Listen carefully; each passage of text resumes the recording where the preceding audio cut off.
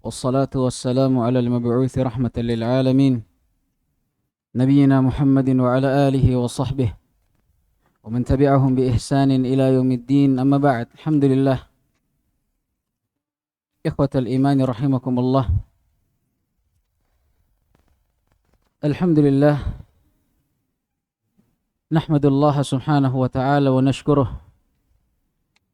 على ما أنعم علينا من النعم الكثيرة الكبيرة العظيمة الواسعة المتنوعة المتواصلة إلى هذا اليوم وإلى هذا الوقت وإلى هذه اللحظات التي نعيش فيها. ومن تلك النعمات أو من تلك النعم التي أنعم الله علينا بها هي ما نحن فيه وما نحن عليه، وهي نعمة طلب العلم الشرعي التي قال العلماء عنها: طلب العلم لا يعدله شيء، طلب العلم لا يعدله شيء لمن صحت نيته. والحمد لله كنا قد أخذنا هذا الكتاب، كتاب عمدة الأحكام، في دراسة علم الفقه. Alhamdulillah ikhwas sekalian,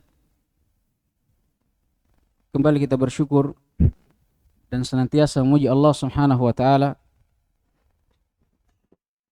atas setiap nikmat yang telah Allah berikan kepada kita. Nikmat yang begitu luas, nikmat yang begitu besar, dengan beraneka ragam dan macamnya. Iya. Dan nikmat yang terus menerus berlangsung sampai hari ini. Iya. Nikmat yang sejak Allah Subhanahu wa taala meniupkan ruh kepada kita di dalam janin ibu kita, Allah telah menetapkannya sampai kita mati nanti. Makanya nikmat ini harus disyukuri. Jangan kita bermain di dalam belajar, jangan kita harus serius dalam belajar. Karena sudah berapa kali kita temui dari beberapa santri yang begitu belajar, hanya saja tidak serius belajar. Datang saja, duduk, melongo, diam. Ini kata orang biasa, ini D3. Bukan D3 di bawahnya S1, bukan. Tapi D3 ini duduk, diam, dongo. Tidak menulis, tidak juga mendengar. Lebih bagus keluar saja. Ini kan? Berapa kali kami mendapati itu guru kami, Ustaz Ubaid hafizahullah, beliau marah dalam pelajaran. Hal-hal yang seperti ini jangan pernah kita lakukan. Ini kan? Kita memang kesini kan untuk belajar, bukan untuk main-main. Kalau tidak paham, tanyakan. Kalau belum sempat ditanyakan, dengar, catat.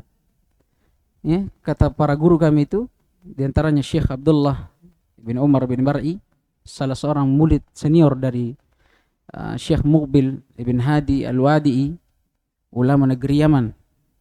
Dan juga beliau murid senior juga dari Syekh Saleh Muhammad bin Salih Al-Utsaimin rahimahullah, terkenal. Beliau selalu bilang, kita itu dalam belajar catat saja. Selama kita tahu apa yang disebut oleh gurunya, kita catat saja. Paham tidak paham, catat saja. Catat. Iya kan? Sampai kemarin ada yang muhadharah itu, ustadz itu kan sampai dia bilang batuknya ustadz itu dia tulis. Dan begitulah penuntut ilmu. Catat saja, mau paham tidak paham, catat. Jangan D3, datang tuh, duduk, diam, dongo. Lihat saja begitu, diam. Paham tidak, iya kan? Keluar juga seperti dia masuk. Jadi catat. Ini sengaja saya simpan di awal nasihat yang seperti ini, karena kita sudah melihat banyak dari santri-santri ini, khususnya mungkin dari santri-santri baru yang mungkin baru mengalami dunia perpondokan itu, dunia belajar itu belum terbiasa. Biasakan diri kita itu dalam belajar. Baik. Alhamdulillah, kita masih dalam pelajaran kita membaca kitab Umdatul Ahkam di dalam mempelajari ilmu fiqh. Ya, ilmu fiqh. Kemarin kita sudah selesai dari bab yang pertama. Bab apa yang pertama kemarin? Bab ya, Kitabut Thaharah, tapi babnya bab apa? Babul miyah kayaknya, bab tentang air.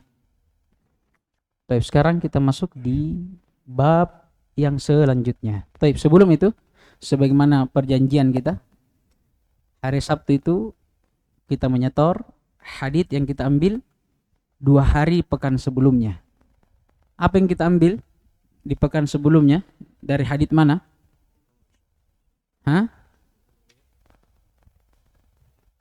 Tunggu, kayaknya kita ambil dari hadits yang ke-7 kalau saya tidak salah.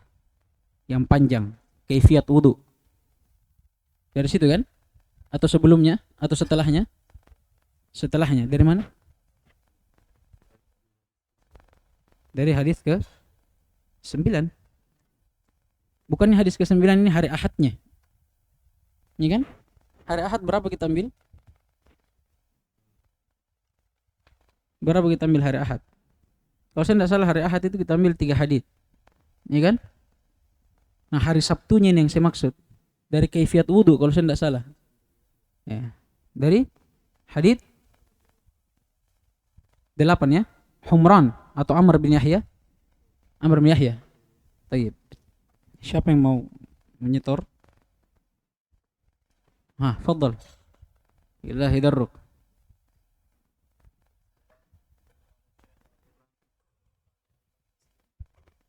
Sebesar suara tak?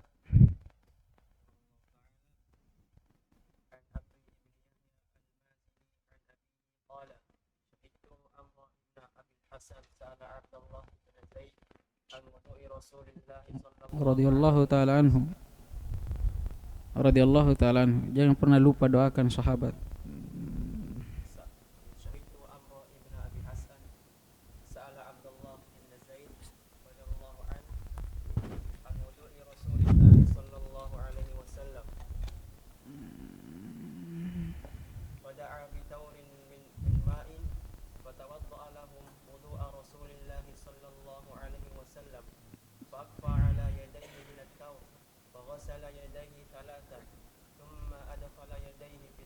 يده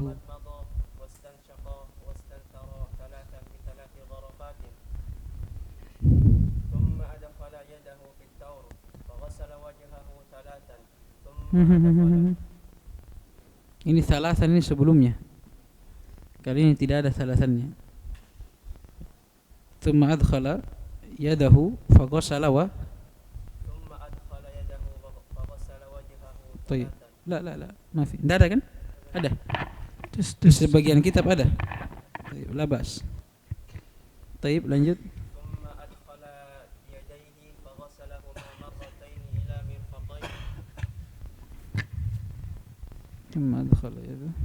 ثم أدخل يديه فمسح بهما رأسه فأقبل بهما وأدبر مرة واحدة ثم غسل رجليه.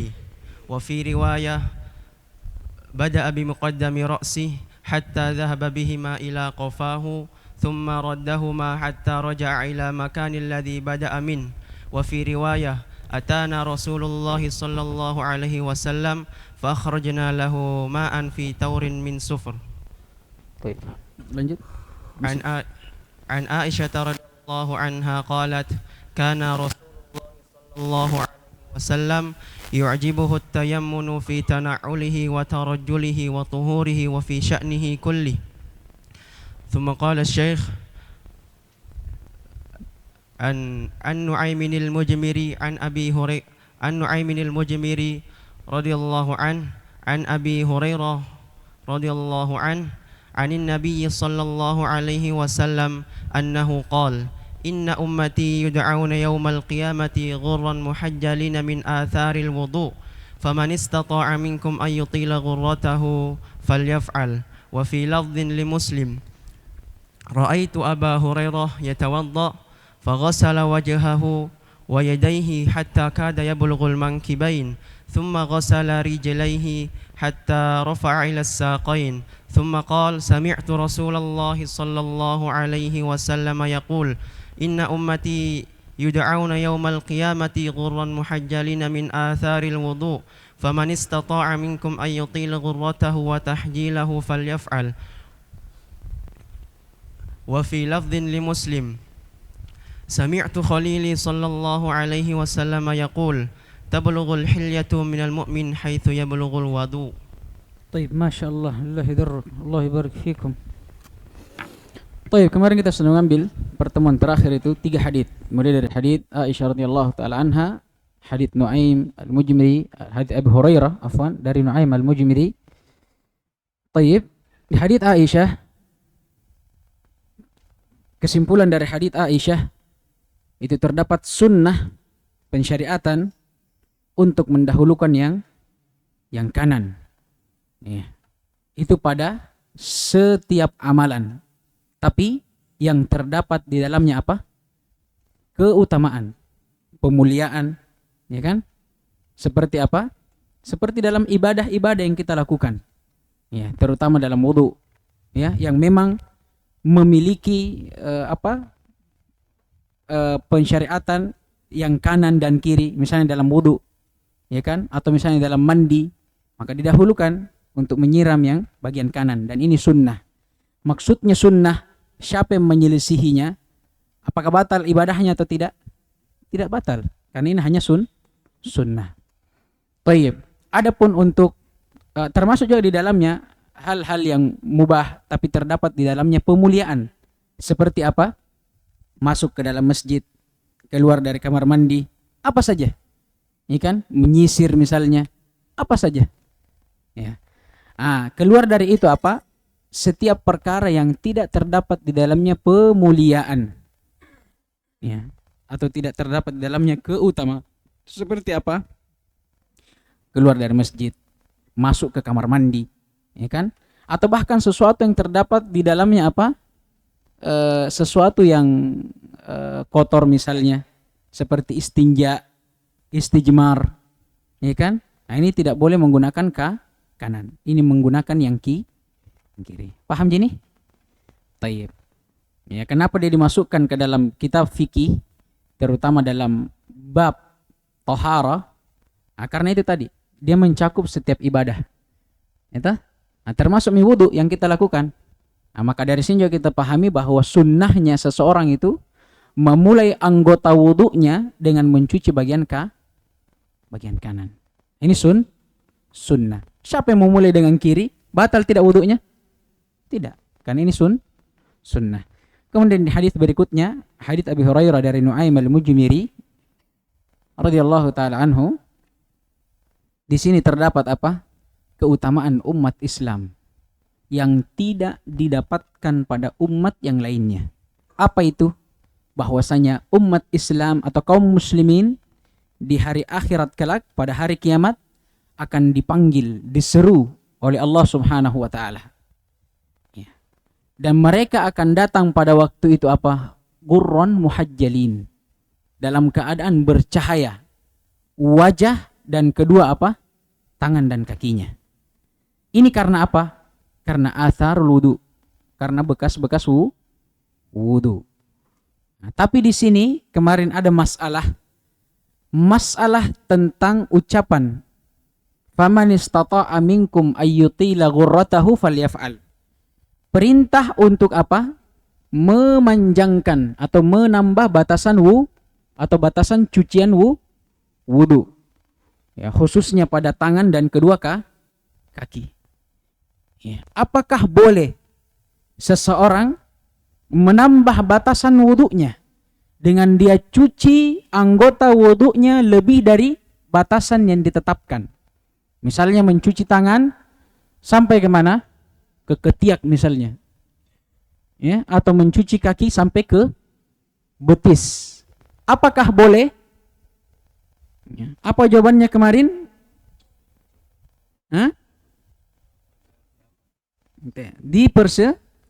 Diperselisihkan. Ada yang mengatakan boleh. Dengan dalil apa? Hadits ini.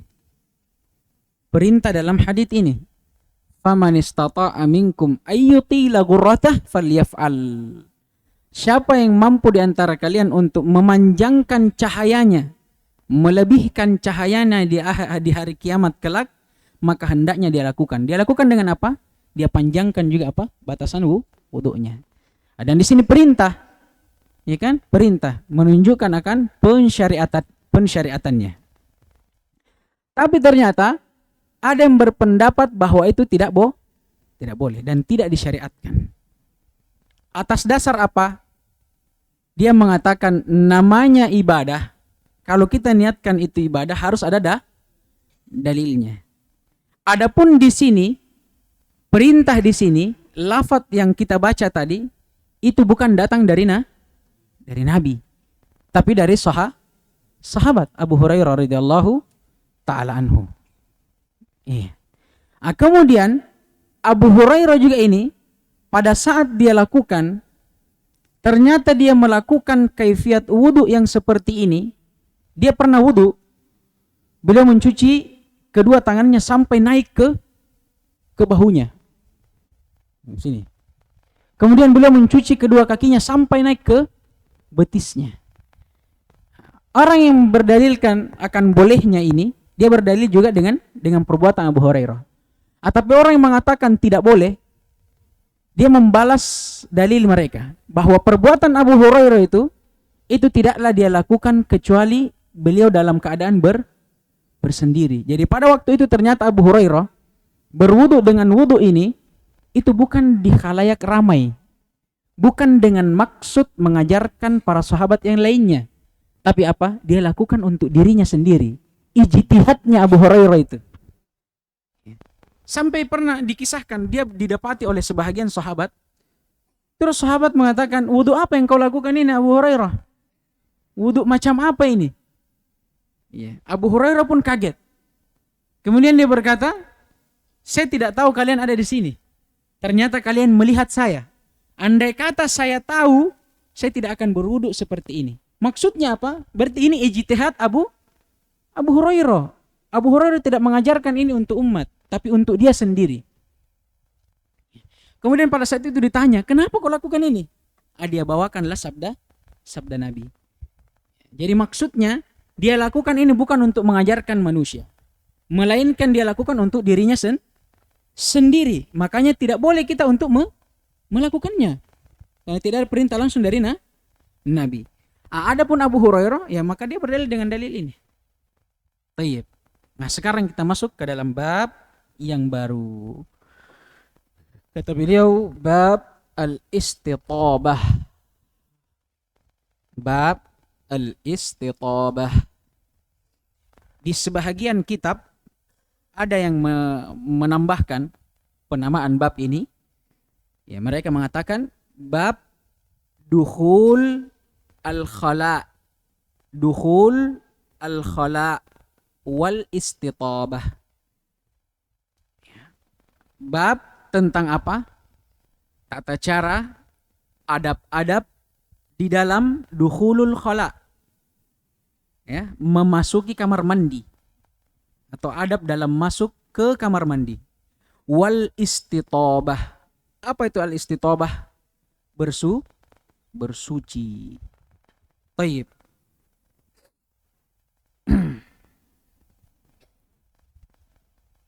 Istitabah yang diinginkan di sini apa?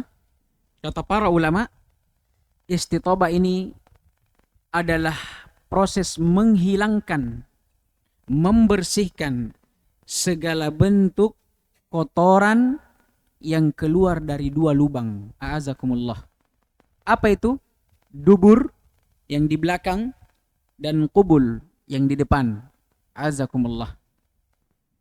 Jadi istitabah itu adalah proses mensucikan, membersihkan, ya kan, segala sesuatu yang keluar atau segala kotoran yang keluar dari dua lubang. Qubul yang di depan ataupun dubur yang di belakang. Azani Allahu wa iyyakum. baik itu menggunakan air atau menggunakan batu. Kalau dia menggunakan air, apa namanya? Istinja. Kalau menggunakan batu, namanya istijmar. Taib. Nah, jadi dalam bab ini Nabi beliau apa lagi namanya? Beliau rahimahullahu taala akan menjelaskan tentang adab-adab. Bagaimana tata cara seseorang kalau ingin masuk ke dalam kamar mandi. Apa yang harus dia lakukan? Apakah ada zikirnya atau tidak? Bagaimana adabnya? Ya kan? Dan beliau akan bawakan hadits-haditsnya. Sekaligus beliau akan bawakan juga bab penjelasan tentang istitobah. Penjelasan bagaimana kita dalam bersuci. Ya. Baik itu menggunakan air atau menggunakan batu. Bagaimana tata caranya? Ya, bagaimana takarannya? Kapan bisa dikatakan itu suci? Beliau akan bawakan hadits-haditsnya. Baik. Hadits yang pertama dalam bab al-istitobah ini, atau hadits yang keberapa secara keseluruhan? 13. Oh. Sebahagian ada yang masih menulis ini hadis yang ke-11, ada yang 12, ada yang 13 ya. Baik. Ala kulli hal, yang jelas kita tahu siapa perawinya dan apa lafaz haditsnya. Kata beliau an Anasin atau an Anasi ibni Malikin radhiyallahu taala anhu. Dari Anas bin Malik radhiyallahu taala anhu. Anna Nabiy sallallahu alaihi wasallam, bahwasanya Nabi sallallahu alaihi wasallam kana idza dakhala al-khala, tatkala beliau ingin masuk ke dalam kamar mandi, qala, beliau pun berucap, Allahumma, ya Allah, inni a'udzubika, aku memohon kepadamu, berlindung kepadamu, minal khubuthi wal khaba'ith, dari khubus dan khaba'ith. Khubus dengan didhamma kha dan ba, khubus. Nah, ini maknanya apa? Syaitan dari kalangan laki-laki. Adapun al-khaba'ith didhammah kha dan ba-nya, khubus. Maknanya syaitan dari kalangan laki-laki. Berarti al-khaba'ith lawannya syaitan dari kalangan perempuan. Tapi di antara ulama ada yang mendobat, ada yang memberikan bentuk yang lain. Mereka sukun ba-nya. Minal khubsi. Tadi pertama kan khubusi. Kalau ini khubsi. Disukun ba-nya. O-nya tetap didhammah. Kalau disukun ba-nya, maknanya segala keburukan. Mencakup. Mau dari keburukan syaitan dan keburukan yang lainnya, mencakup. Kalau diartikan al-khubus, kita pakai yang disukun ba-nya, ya. Berarti al-khaba'is apa artinya? Segala pelaku keburukan. Kalau khubus apa tadi? Keburukan. Kalau khaba'is pelakunya. Jadi ada dua tafsiran, dua bentuk. Kalau bentuk pertama apa? Khubusi, di dhamma kha dan ba-nya. Apa artinya? Syaitan dari kalangan laki-laki. Berarti khaba'is lawannya syaitan dari kalangan perempuan. Ini kalau bentuk yang pertama. Bentuk kedua disukun ba-nya, khubasi. Ini artinya apa? Keburukan. Nabi berlindung dari segala macam keburukan. Berarti kalau bentuknya yang kedua, khabaisnya diartikan apa? Segala pelaku keburukan, termasuk syaitan. Ya. Nah, dalam hadis ini terdapat apa? Pensyariatan. Ya. Untuk berzikir dan membaca doa sebelum masuk ke dalam kamar mandi. Tayyib. Dan ini disunnahkan. Hukumnya sunnah. Diambil dari perbuatan Nabi sallallahu alaihi wasallam. Sekarang kita syarah lafaz-lafaznya. Kata beliau, anna Nabiya sallallahu alaihi wasallam kana idza dakhala al-khala. Nabi sallallahu alaihi wasallam dulu tatkala beliau ingin masuk ke dalam kamar mandi. Perhatikan idza dakhala. Fiilnya fiil apa ini? Madhi, kata kerja lampau. Tapi perhatikan yang diinginkan dengannya apa? Maknanya ini mustaqbal, akan datang. Jadi terjemahnya ini idza dakhala, kalau dia ingin. Maknanya apa? Mustaqbal, akan datang. Lafadznya madi memang lampau, tapi maknanya akan datang. Dari mana kita ambil ini? Ya. Ini sama dengan firman Allah Subhanahu wa taala di dalam pensyariatan atau perintah untuk beristi'adzah. Mengucapkan a'udzubillahi minasyaitonir rajim. Allah Subhanahu wa taala berfirman, "Fa idza qara'tal Qur'ana fasta'id billahi minasyaitonir rajim." Apa kata Allah? Fa idza qara'ta, kalau kalian ingin membaca Al-Qur'an, maka berta'awudlah. Sekarang ta'awud ini, a'udzubillahi minasyaitonirrajim, dibaca pada saat apa? Selesai atau baru mulai? Baru mulai. Sedangkan ayatnya ini pakai fi'il madhi yang bermakna lampau. Apakah cocok kita maknakan dengan makna lampau? Kalau kalian telah membaca Al-Qur'an, maka berta'awudlah. Cocok atau tidak? Tidak. Maka yang diinginkan di sini dakhala dalam hadits memang lafadznya fi'il madhi, lampau, telah lewat, tapi maknanya apa? Mustaqbal, akan datang. Maka kita terjemahkan, dahulu Nabi tatkala beliau ingin masuk ke dalam kamar mandi, beliau berdoa dengan mengucapkan Allahumma inni a'udzubika minal khubuthi wal khaba'is. Ya Allah, aku berlindung kepadamu dari khubus dan khaba'is. Telah berlalu penafsirannya. Allahumma ini asalnya ya Allah, munada. Asalnya ya Allah. Tapi dihapus huruf nidanya. Dihapus ya. Tinggal Allah.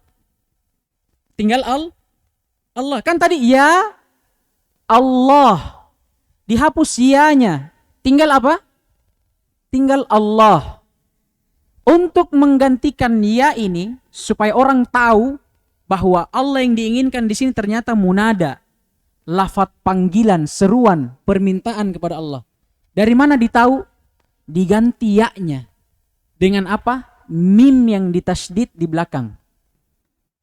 Allahumma. Jadi mim yang ditasydid ini Allahumma ini pengganti apa? Ya yang dihapus.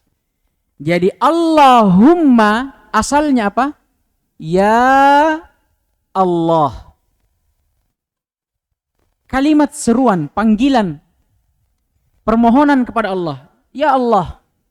Tapi dihapus apa? Iya-nya. Digantikan dengan apa? Mim yang ditasydid. Paham gini? Ini doa. Ini akan berlaku pada semua doa. Banyak doa dengan Allahumma kan? Nah ini maknanya sebenarnya. Jadi asalnya munada, tapi dihapus huruf nidanya. Baik. Kemudian Allahumma inni, ya Allah, inni a'udhu. Apa artinya a'udhu? Kata para ulama, a'tasim, berlindung. Iya. Berlindung kepadamu dari segala bentuk keburukan dan para pelakunya, atau dalam bentuk yang lainnya dari segala syaitan laki-laki dan perempuan. Ya. Di dalam hadis ini terdapat apa? Disunnahkannya zikir atau berdoa sebelum masuk ke kamar mandi, dan ini disepakati oleh para ulama. Disepakati oleh para ulama. Tayyib. Sekarang ada masalah. Ini kan kalau kita mau masuk ke dalam kamar mandi, Bagaimana kalau ada orang buang air di tempat yang luas, tempat terbuka, tidak dalam ruangan? Kalau kamar mandi kan dalam ruangan, berarti cocok hadisnya. Kalau ada orang mau masuk ke dalam kamar mandi, maka hendaknya dia berdoa. Sekarang bagaimana kalau dia buang air di tempat terbuka? Kapan dia baca doanya ini? Iya kan? Kata para ulama, dia membacanya pada saat dia sudah mau memulai. Dicontohkan ketika dia sudah mengangkat bajunya.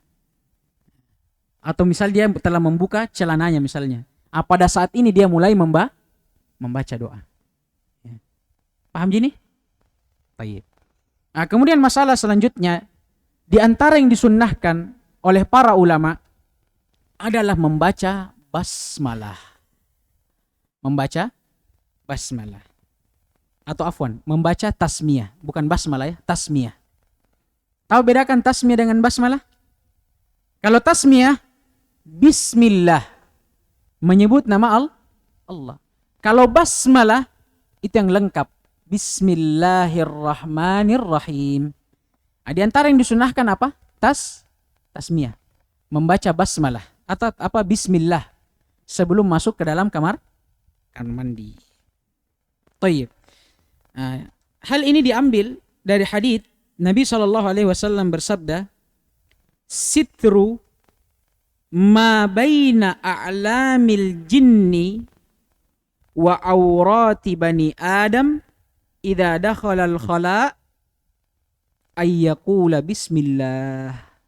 Kata Nabi SAW, penghalang antara alam jin dan aurat Bani Adam pada saat dia masuk ke dalam kamar mandi adalah ucapan bismillah.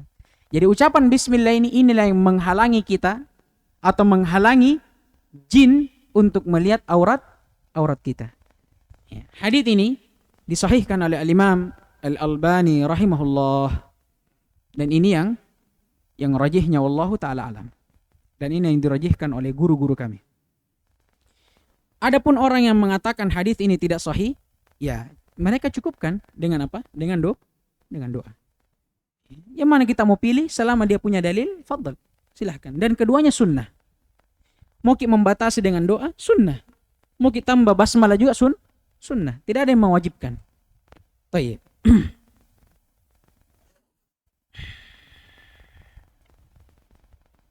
Kemudian diriwayatkan di dalam hadits Aisyah radhiyallahu taala anha, ini kita selesai dari hadits ini, inti haditsnya, inti pembahasannya, kita tinggal menyebutkan masalah-masalah atau faidah-faidah sebagai pelengkap. Di antara yang melengkapi adalah hadits Aisyah radhiyallahu taala anha menjelaskan bahwa tatkala Nabi SAW keluar dari kamar mandi, beliau mengucapkan gufronaka. Disahihkan oleh Al-Albani di dalam Al-Irwa. Ya. Jadi itu tadi, kalau hadis dia jelaskan pada saat Nabi masuk. Adapun kalau keluar dijelaskan dalam hadis yang lainnya. Dalam hadis Aisyah, bahwasanya Nabi SAW tatkala keluar dari kamar mandi, beliau apa? Mengucapkan gufronak.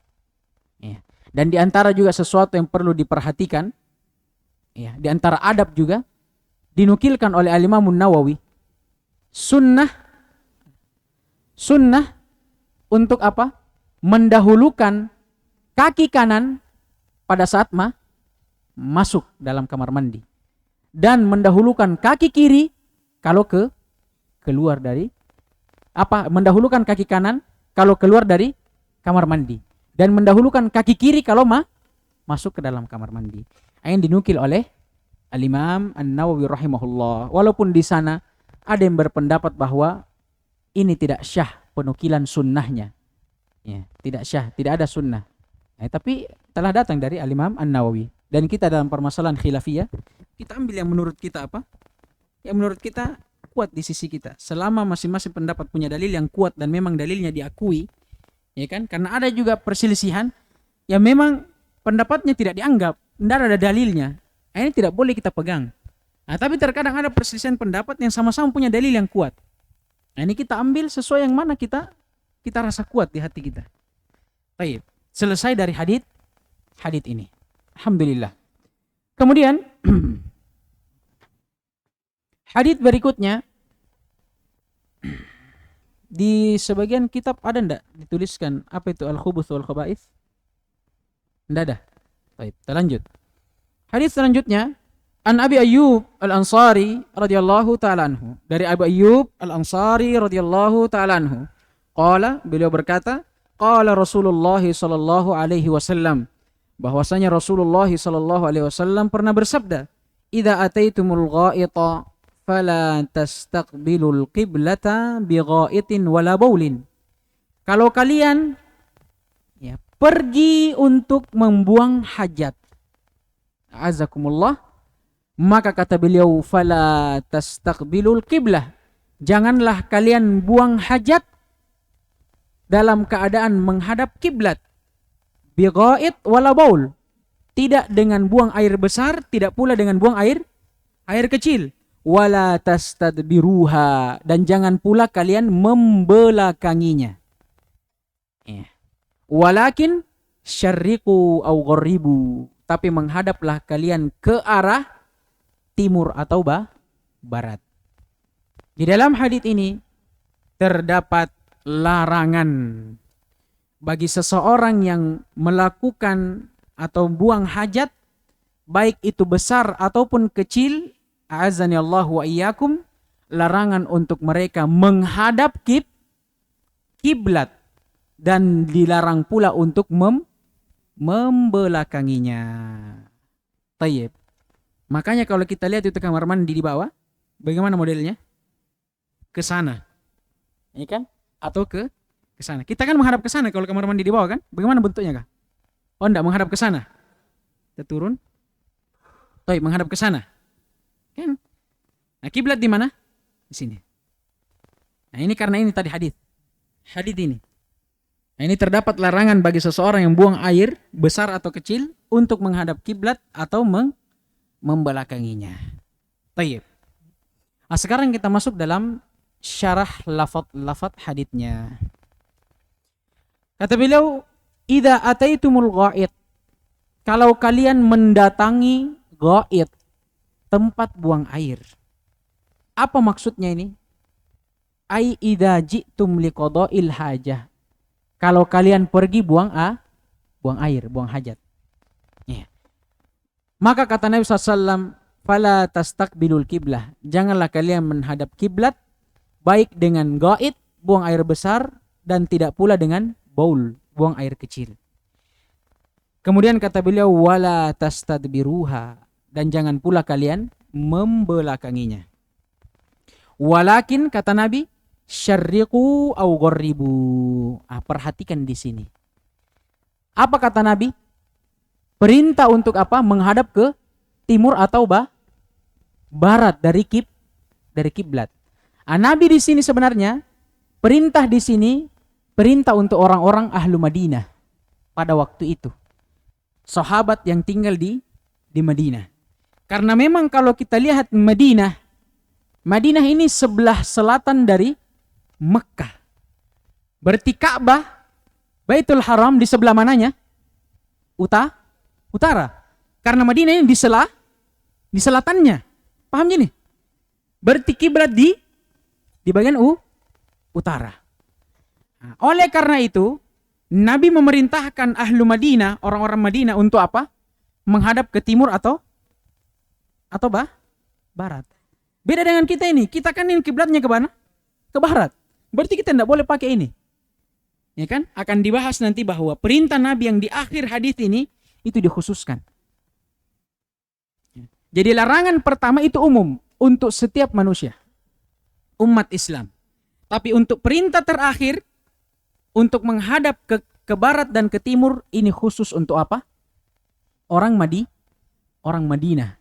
Yang memang kiblatnya itu bukan ke timur dan bukan ke barat, tapi dia ke utara. Ya. Adapun untuk orang yang selain kiblatnya ke utara atau ke utara, maka dia menghadap lain. Ya, berarti kalau orang Indonesia, kita ini misalnya, kiblatnya kita di barat. Menghadap mana kita? Utara atau selatan. Paham gini? Baik.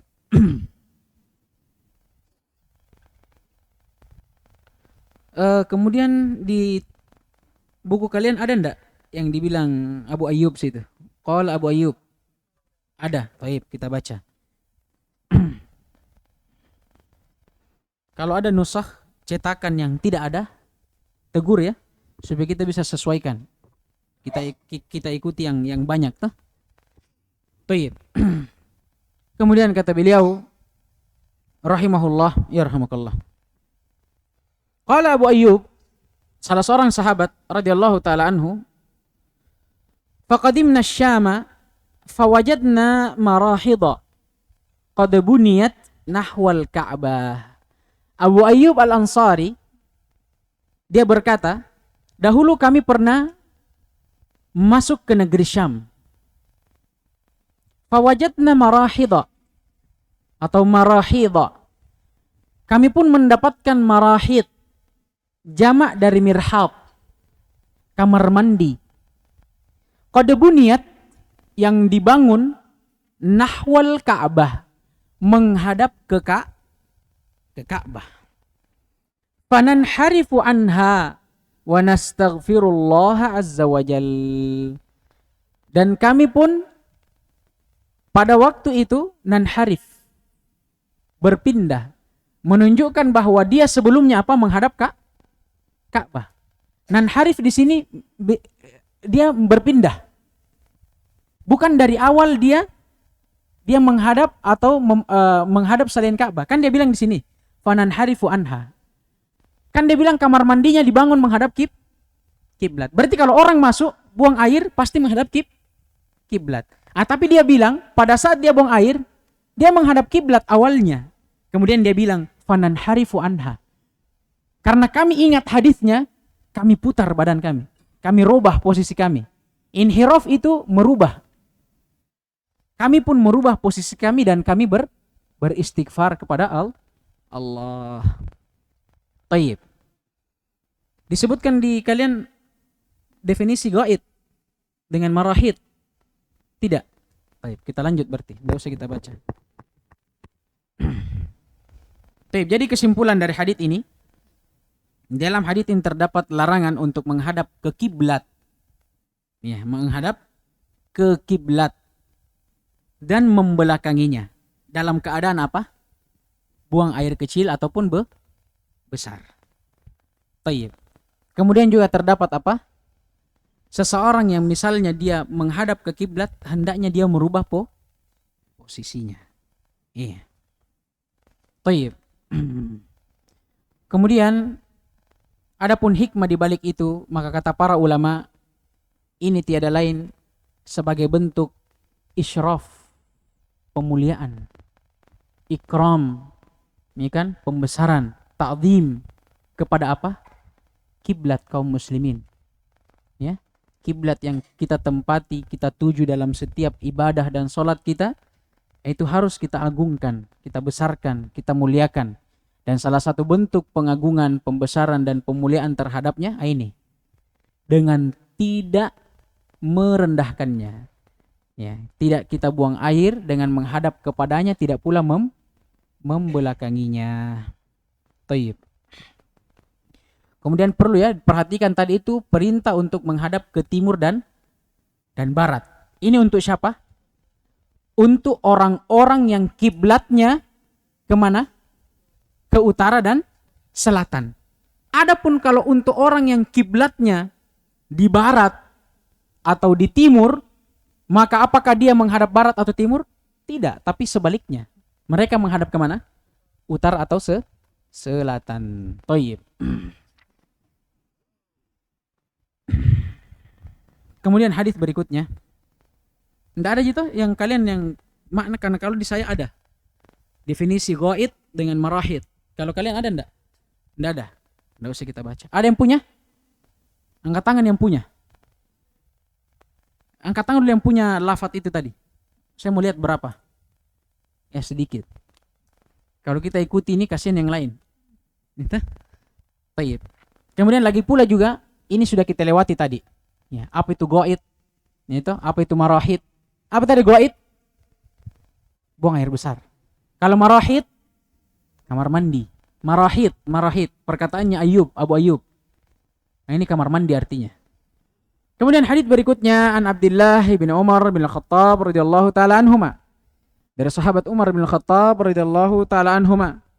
Qala, beliau berkata, raqitu yauman ala baiti Hafsah. Pada suatu hari aku pernah manjat ke atas rumah Hafsah. Hafsah siapa Hafsah ini?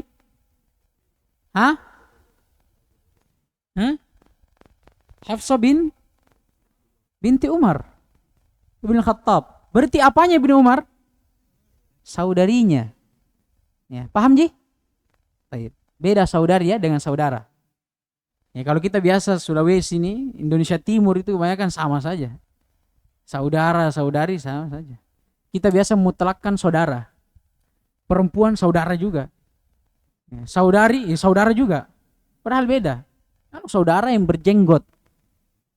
Itu kalau saudari yang berjilbab. Jangan dibalik. Ya. Baik. Jadi Umar bin Khattab pernah dia manjat ke rumah Hafsah. Kemudian kata beliau, fara'aitun Nabiya sallallahu alaihi wasallam yaqdi hajatah. Saya sempat melihat Nabi sallallahu alaihi wasallam dalam keadaan apa? Buang hajat. Azanillahu wa iyyakum. Mustaqbilas Syam. Menghadap ke mana? Ke negeri Syam. Mustadbira al-Ka'bah. Ya, bersamaan dengan itu dia membelakangi Ka'bah. Berarti sekarang kalau Nabi SAW buang air menghadap ke Syam, membelakangi Ka'bah, berarti Syam di mananya Ka'bah? Di mana? Selatan, utara, mati. Baik. Nah, itu nanti dipikirkan. Nah, intinya di sini apa? Dalam hadits ini terdapat bahwa Nabi Shallallahu Alaihi Wasallam pernah buang air dalam keadaan dia apa? Membelakangi Ka'bah atau kiblat. Di sini terdapat perselisihan di antara para ulama terhadap hukum sebenarnya. Apa sebenarnya hukum menghadap kiblat atau membelakangi kiblat dalam buang air? Baik. Nah, para ulama berselisih di dalam hukum ini. Iya. Di antara ulama ada yang menganggap bahwa hal ini diharamkan mutlak. Apa maksudnya mutlak? Kalau kita perhatikan hadits sebelumnya itu umum. Maksudnya menunjukkan Nabi SAW itu buang air di mana? Di tempat terbuka atau dalam ruangan. Kan Nabi tidak tentukan. Paham ini?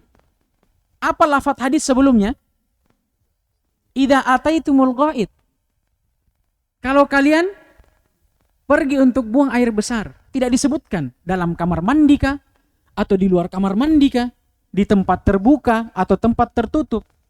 Ya kan? Beda dengan yang kedua. Kalau yang kedua, kata Umar apa? Beliau manjat ke atas rumah Hafsah dan beliau melihat Nabi. Berarti Nabi di mana buang air ini? Tempat terbuka atau dalam ruangan? Dalam ruangan, dalam kamar mandi. Dari sini berselisih para ulama. Pendapat pertama tadi apa? Haram mutlak. Tidak boleh orang menghadap kiblat, tidak boleh pula membelakanginya dalam buang air besar atau kecil, baik di tempat terbuka atau dalam kamar mandi. Ini pendapat adalah pendapat Abu Ayyub, ya, sahabat tadi yang meriwayatkan hadits. Ada Mujahid, An-Nakhai, Ats-Tsauri, dan pendapat ini dikuatkan oleh Ibn Hazm. Dan juga pendapat ini adalah pendapat yang dipilih oleh Syekhul Islam Ibn Taimiyah dan muridnya Ibnul Qayyim. Pendapat yang kedua kebalikannya. Dia mutlak boleh. Dengan dalil apa? Hadits ini. Hadits ini. Hadits Umar atau Ibnu Umar. Paham ji?